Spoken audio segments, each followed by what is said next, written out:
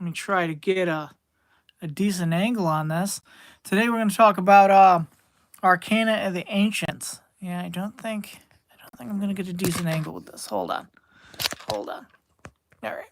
So that didn't work out how I wanted to. This live is going exactly to plan. Not really, but okay. What's up, Scrolls? It's Dusty and Dice, like I already said. But today we are going to talk about Arcana of the Ancients, the wonder and weirdness of science fantasy for any 5e campaign. All right, it is by it's published by Monte Cook Games, and they were super cool and sent me a complimentary copy so that I could do a review. The authors are Monte Cook, Bruce R. Cordell, and Sean K. Reynolds, with an introduction by Jim Davis and Jonathan Prout of WebDM. Please forgive me if I messed up your name. So it is 5e compatible, so you can use this in your 5th edition game. Let's check out the back. Says, before the kingdoms and lands you know, before the elder elves, the dwarven ancestral lords, and even the dragons, civilizations undreamt of rose and fell. They built citadels of metal, glass, and light. They crafted wonders and harnessed energies we can only guess at. The remnants of their incredible creations now lay hidden in the deepest recesses of the world. Those few learned folk who even know about them have a name for these places, objects, and even creatures. They call them the Arcana of the Ancients. Is it Arcana or Arcana? I don't know. We for this purpose we will call it Arcana. Sure. Arcana of the Ancients brings the wonders of mysterious technology and weird science fantasy elements to your fantasy campaigns. Designed by fantasy masters Monte Cook, Bruce R. Cordell, and Sean K. Reynolds, this gorgeously illustrated sourcebook gives you everything you need to add a whole new element to your 5e game. Hundreds of ciphers, artifacts, and other items that incorporate science fantasy technology. Over 50 science fantasy creatures, each with awe-inspiring artwork presented to use in your campaigns, pages of GM advice and guidelines for adding science fantasy concepts to any existing fantasy campaign or building a brand new science fantasy campaign from the ground up. The Hills of Crooked Sleep, a hefty adventure you can insert into your campaign right now to introduce ancient civilizations, weird technology, and new strange creatures, plus additional full-length adventures with an introduction by Jim Davis and Jonathan Prout of WebDM. Hopefully I said it right. So that is the back of the book. All right. So let's crack this baby open. Now, it is not the Numenera setting, but it is the tech that you can find in Numenera, at least some of it. And it even sometimes calls the tech sometimes Arcana, like Arcana of the Ancients, and sometimes it calls it Numenera. So let's first off check that out. Tell me that is not gorgeous.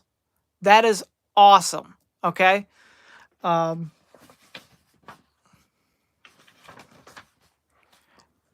the table of contents in this book, first off, everything's color coded. I love it. Table of contents, part 1, the Revelation, part 2, Ancient Arcana, part 3, Monsters Primeval, part 4, Mastering the Arcana, and part 5, Backmatter. Now you'll notice the color of the table of contents also matches the color of the pages, so you know exactly where you are in the book. If you know Monte Cook Games' other titles and stuff, you'll be used to seeing the sidebars.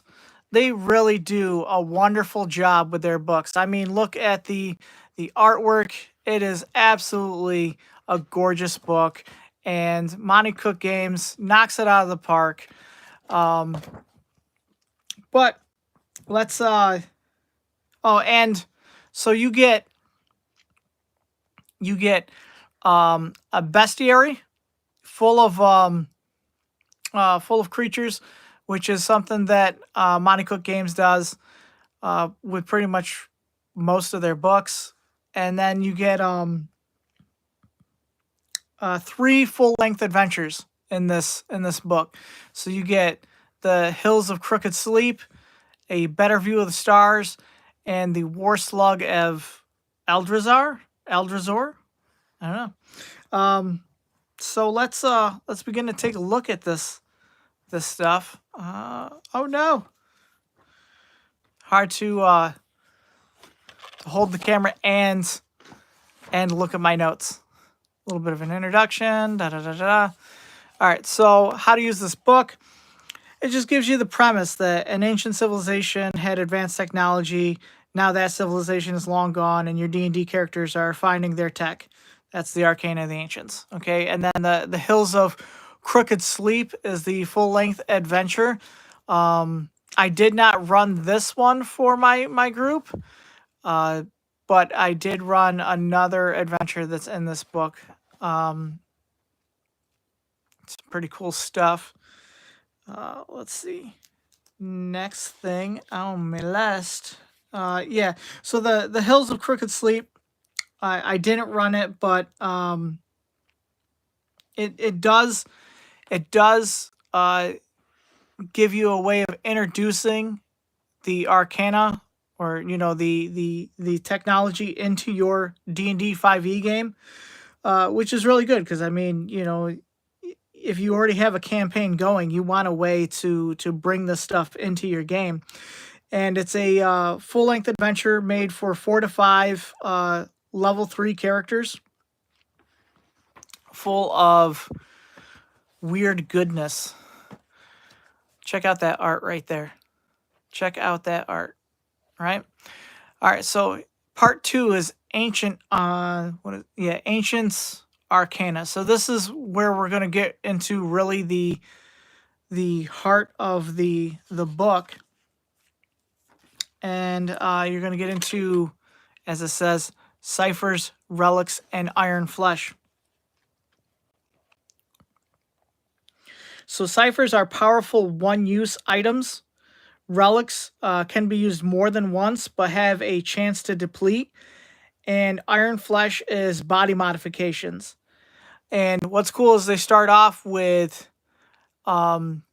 salvaging rules. So rules on how you're going to find these ciphers and then identify them and figure out what they do. Your characters do have a cipher limit, and if you go above that limit, there's a D100 table. Actually, it's like a D200 table. I don't know. That's cool. I love tables, roll tables, love them.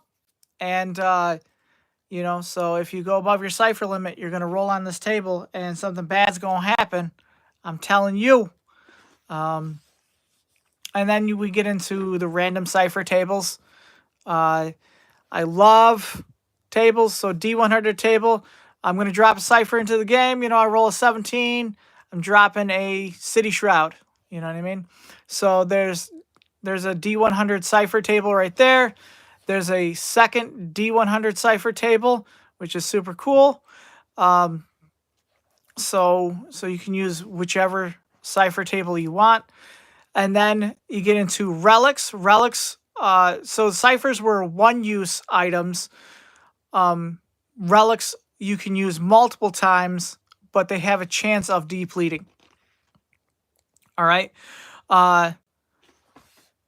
Relics also come with a quirk, which is really cool. So, and they give you a D100 table. I love D100 tables. So, your relic, you could use it, but it, let's say it comes with a quirk like creates a bright flash. So, if you're in a dungeon and you use your relic and, it creates this bright flash, well, now everybody kind of knows where you are. But, so here's a random relic table, D100 table, love it. Sorry, I get another relic D100 table, gotta love it. Man, so many tables. I'm in my happy place. So Next is Iron Flesh. Iron Flesh is body modifications, like this guy. One of the characters in my D&D game, they have a body modification. It's an arm. This also has a D100 table.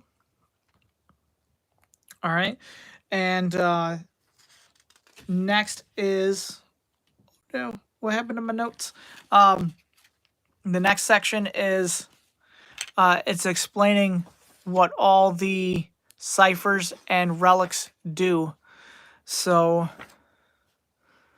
with some great artwork. Tell me that's not wonderful artwork.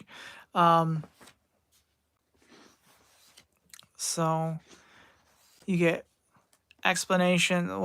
We'll just look at this one real quick. It's a relic, uncommon, healing sword. The sword-like blade has a strange hilt made of several exotic materials. As your bonus action, you can squeeze the hilt in a precise way, causing it to inject a healing substance into your body, restoring 1d8 plus 1 hit points. A healing sword has a depletion of 1 in a d10. Checked each time the healing ability is used. When the healing ability depletes, it still functions as a normal sword. So, love it. Once again, it's a relic, so you can continue to use it unless you roll a 1 on a d10. And that's when it depletes. So let's see. Let's get past the explanations. I should have. Yeah. Now we're getting to... Man, there is just tons of ciphers and relics. I think now we finally hit the end. Yeah. All right. Next is oddities. Oddities, I quote, are interesting but have no real game value. So they're just like trinkets and like just cool little doodads that you find around, but they're not going to give you like, pluses to damage or anything. Once again, another D100 table. Who doesn't love a D100 table? So like right down here, say you roll a 16, a small rod that emits a voice saying the same thing in an unknown language every time a button is pushed. I mean, that's not gonna, change the game or anything, but it's something that maybe you could barter with or trade, sell. All right, so that's oddities. Next is mutations. Now, this is different than Iron Flesh. Mutations is an actual change to the character's body. But I would use it more like this sidebar says. Gotta love the sidebars. So adding a mutation to monsters is an easy way of making an ordinary encounter into something unusual and memorable. Now that is some awesome advice, and I could see, mutating a normal D&D monster and making it something cool. And there's just tons of mutations and of course D100. It's not a table, but you can roll the D100 to see randomly what the mutation is. So there's beneficial mutations, harmful mutations, powerful mutations, distinctive mutations. There's even cosmetic mutations. And then there's discoveries. Discoveries are like, they're not like ciphers or relics. These are large discoveries. They are like, say, like an archway, which is a portal to an alien world or something like that. That's what a discovery is. And you have it's not a table. It's not a random roll table. Oh, they broke my heart. But there is plenty of examples of discoveries. Next is Monsters Primeval. This is the Bestiary. So you have a bunch of science fantasy monsters. And what's awesome is the first couple pages is sorted by challenge rating. Thank you. Bam, bam. All right. Bunch of science fantasy goodness. There's the stat block. You know what I mean? Some really creepy ones. and stat block. You know what I mean? So you got some big ones, some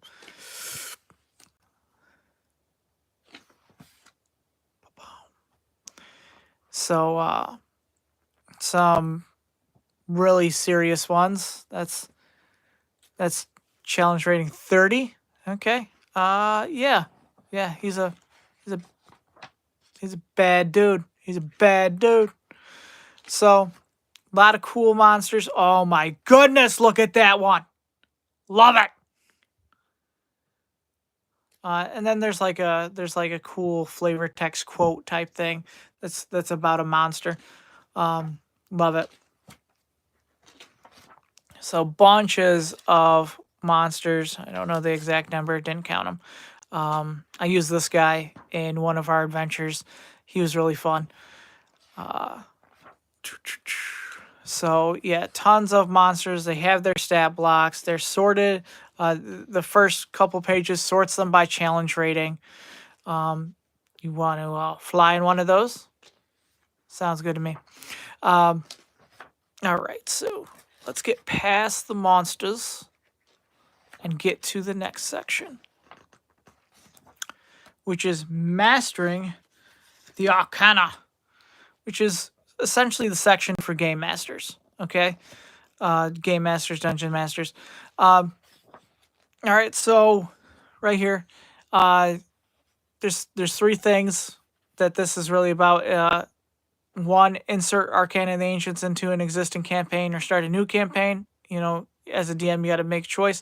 How should Arcana and the Ancients be introduced into a campaign? How are you going to do it? If you already have an ongoing campaign, how are you going to introduce this science fantasy weirdness into an existing campaign? And 3, is the material in Arcana and the Ancients basically another type of magic or something else? So, you know, how are you going to introduce it into your game? Different views that you can take between magic versus the Arcana and the Ancients. View 1, view 2. Using ciphers in your game. Cipher dangers. This is cool if you want to give the devices a unique shape or a unique substance that it's made out of material. Look at that artwork. Love it. Also, you can cause rifts, which are like a rift between your dimension and another dimension. And there's a rift table. It's a D100 table. Love it. So a relic depletes and could cause a rift. And then you roll, and what kind of rift is it? Time anomaly knocks user forward in time 1d6 hours. Love it. Man, that's so cool. It's weird and it's cool. Next is feats. There's a couple. There's a few feats in here, just specific to Arcana and the Ancients. Love it. You know, like Machine Slayer or Cipher Master. There's talks about mutations again, especially if you're going to be adventuring in wastelands. So this is kind of like you're really crossing some genre lines now. I mean, regular D&D is fantasy, and then you add Arcana and the Ancients, and you got science fantasy, and then when you add in like Wastelands of the Ancients, now you're going into like post-apocalyptic science fantasy. So you're really getting into a very unique game now. And then it talks about wasteland hazards, so locations in the wasteland and what kind of hazards might happen in that location. So you might roll in D100 table. Who doesn't love the D100 tables? So they might enter a location in a wasteland, and it causes open sores that are slow to heal. This reduces the creature's maximum hit points by 10. Ouch, dude. That would be a little rough. More than a little rough. And then after that is so that was advice kind of like on so this previous stuff in the game master section was kind of more about you know, if you were going to introduce Arcana of the Ancients into an existing campaign, this is some advice on building a brand new campaign using Arcana of the Ancients and some of the questions that you're going to want to answer, how to answer them. GM Intrusions. GM Intrusions is a mechanic from the Cyphers system, and so they kind of poured it over to 5th edition.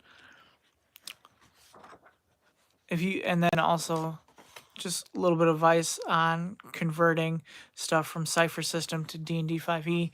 I think that's what that's about. It's been a little while since I read that. Here is one of the full-length adventures, Better View of the Stars. I did run this adventure, and I really liked it. Spoiler alert. So if you're gonna play this adventure, don't listen to the following part. The characters end up traveling to a station that's high above the planet. I liked it, but I wish it did have a map. It doesn't have a map, but I did like it, and it was fun. Check out that artwork, love it. They did fight this guy. What I forgot. Oh, Disassembler. Yeah, we had a fun time with that. Oops. So this is the third adventure that's included. The War Slug of Aldrazor. And that is super cool. It's a giant slug, and the players actually have to go inside the slug and look, you get a map of the slug.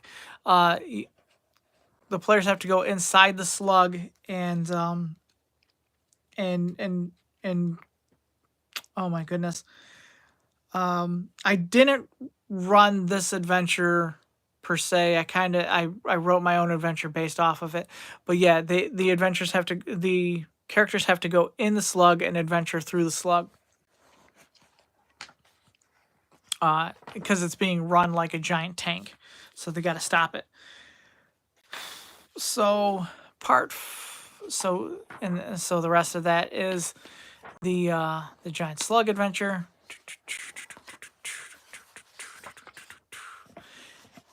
It looks like a fun adventure though. And then lastly is part 5, Backmatter. And this is simply the bibliography and resources, and then Arcana by rarity. And so just a bunch of tables that organize the Arcana, the Cyphers, the relics, or whatnot by the rarity.